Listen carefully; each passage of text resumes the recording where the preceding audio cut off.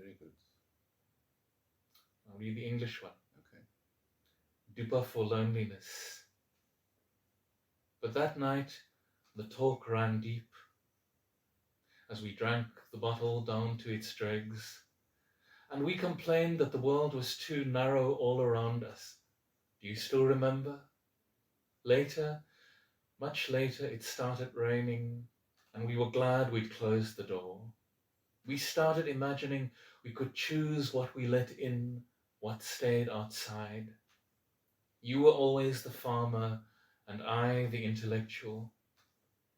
What we shared, Jim Morrison's voice commanding us to break on through to the other side of silences, the piety and the bravado and the quaint, old-fashioned certainties. But the next morning on the bucky, on the way to your parents' house, hung over and half asleep, we said nothing. Dear cousin, what must I do with this terror, the incomprehensible violence with which you left? Left before I could ask, what medicine, what strong dupa did you ever find for the loneliness? Was there ever really a choice about what we let in and what we did not? I can only put down these words for you in the open ground of Afrikaans. Forgive me all the silences I could not sing open. One more, just one more thing. I hope there was love and joy in between the chaos and the fear that is so much of our inheritance. I hope your eyes remembered all the beautiful things they had seen before the end. Well, excellent. Who were you writing that for? Any particular person? I was writing it for my cousin Johnny. He was murdered in the Free State at the end of last year. Farm murder. How? Was it one of those farm murders? Farm murders. It's ironic. He lived on a farm, and 2 months before his death, his family persuaded him to move into a small town, like a small conservative Free State town, and that is where he died. Wow. And Johnny was someone who I think very much wanted to break out. The last time I saw him was about 15 years ago, but I think he really wanted to break out of his culture and his family, and I don't think he managed to do it. As far as I know, he was never in a long-term relationship, Sure. and I think he was a lonely guy, and that haunted me in the wake of his death. I think he wanted out in a way, and it's difficult to break out. It is difficult to break out. And loneliness is a horrible thing. Yeah. It's hard to get out of that. Yeah. Well, maybe he wasn't, He was a good Sotho speaker.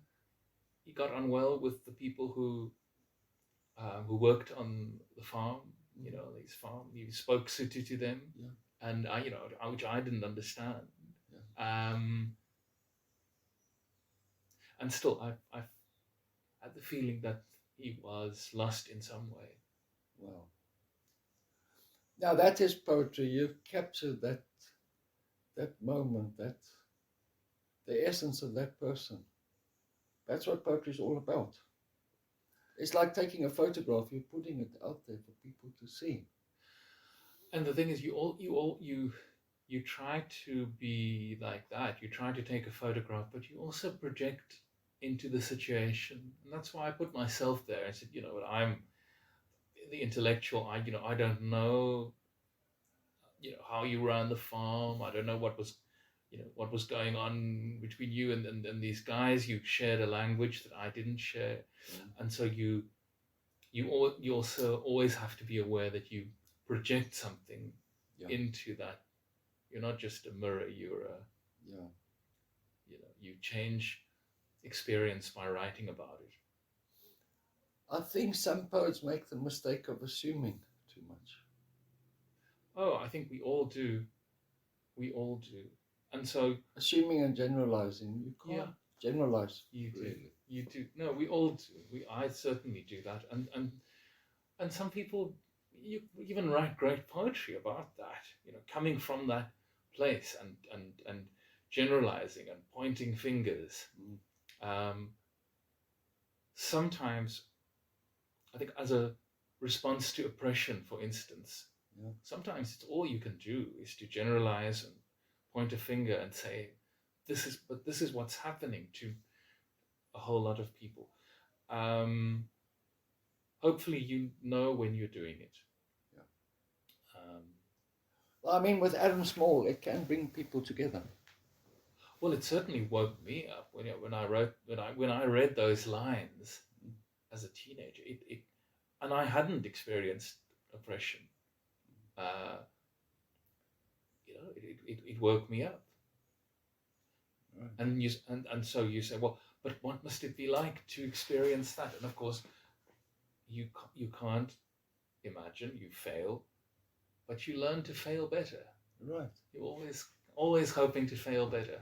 In my own experience, I went to an English school in Johannesburg. Yes.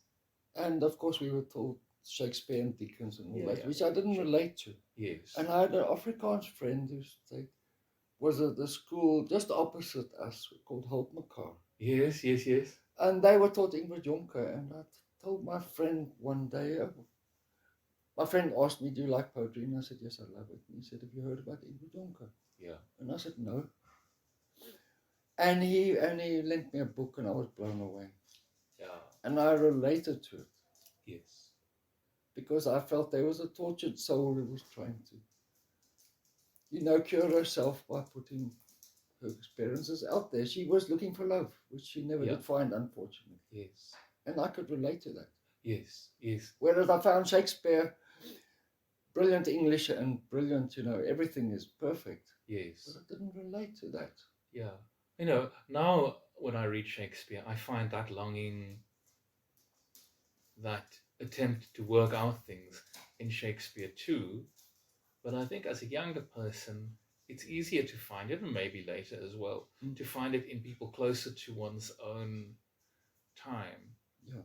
And so when you get taught the classics, one's own culture, you kind of you miss out that people are still doing that today. Yeah. And Afrikaans being a younger literature, it's easier to maybe to see that because the classic texts are more recent. Although Nathan Trantral has a wickedly funny poem called Groot Verseboek about he had a friend similar to yours who was reading him Afrikaans, great Afrikaans poems full of longing, and he felt that those poems were remote from his experience, from his working class experience. What he wanted to go to bed with this girl. Yeah. That was what he wanted, and she wanted to read him these poems full of longing. Oh, no. And so that conversation, continues, and I must look out for him. You have to find the things that resonate with your experience. So I mean, ultimately, you must feel it to be able to write about it. Yeah. Otherwise, you're just reporting. And poems can enlarge, and songs too, can enlarge your experience. So you read about something that you haven't experienced, and it wakes up something in you.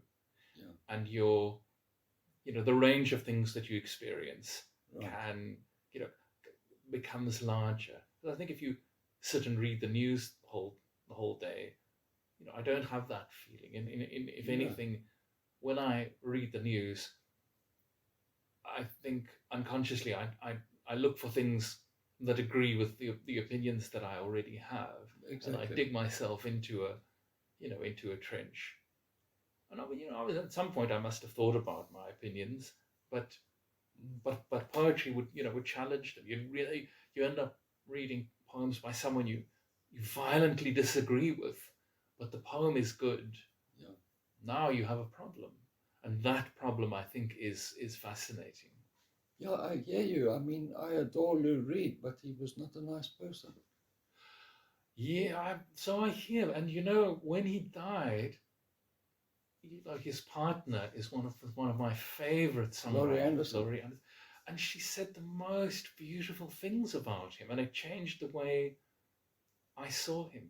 Mm. She, the Lou Reed that she described was a totally different person, and it changed the way, not the way I saw his work, but the way I saw him. He's truly, he was the most literate of the modern songwriters. He was very literate, yes, and I think of Dylan as very literate as well. But yes, Lou Reed definitely.